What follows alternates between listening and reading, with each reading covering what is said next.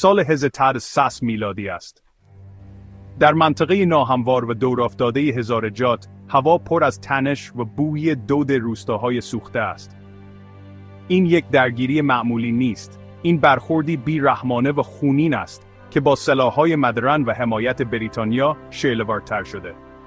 ارتش عبدالرحمن، مجهز و بی‌رحم، مانند طوفانی سهمگین در هزارجات می‌تازد.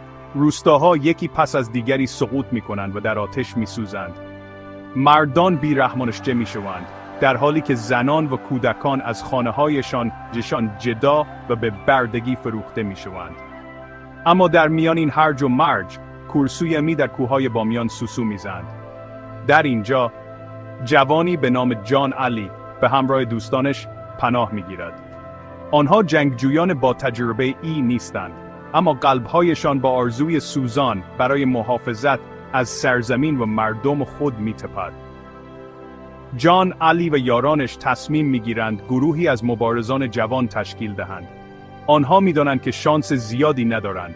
نیروهای عبدالرحمن بسیار زیاد و بی‌امان هستند. با این حال، آنها با اراده‌ای استوار، با انگیزه انجام وظیفه و امید ناامید کننده تغییر جریان جنگ مقاومت می‌کنند. این درگیری ویرانگر است. ارتش عبدالرحمن موجی از وحشت را به راه می‌اندازد و هزاران نفر را قتل عام می‌کند. این وحشیگری غیر قابل تصور است. کسانی که از این کشتار جان سالم به در می‌برند، به بند کشیده می‌شوند و در کابل، قندهار و حتی بازارهای هند به بردگی فروخته می‌شوند. با وجود مشکلات بسیار، جان علی و گروه مبارزانش از تسلیم شدن خودداری می‌کنند. آنها می‌دانند که مبارزه آنها فقط برای بقا نیست، بلکه برای روح سرزمین مادریشان است. هر درگیری کوچک، هر عمل مقاومت، گواهی بر روحیه تسلیم ناپذیر آنهاست. جنگ هززرزس فصل تاریکی در تاریخ است، داستانی از آتش و خون.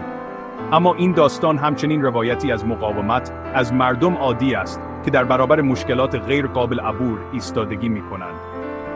جان علی و یارانش به ما یادآوری می‌کنند که حتی در تاریک‌ترین زمانها روح انسان می‌تواند به شدت بدرخشد. همانطور که آنها برای نبرد دیگری آماده می‌شوند، شجاعتشان در طول اعصار طنین انداز می‌شود.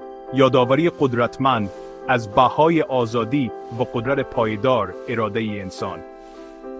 برای دنبال کردن فصل بعدی این حماسه جذاب با ما همراه باشید. از تماشای شما متشکریم.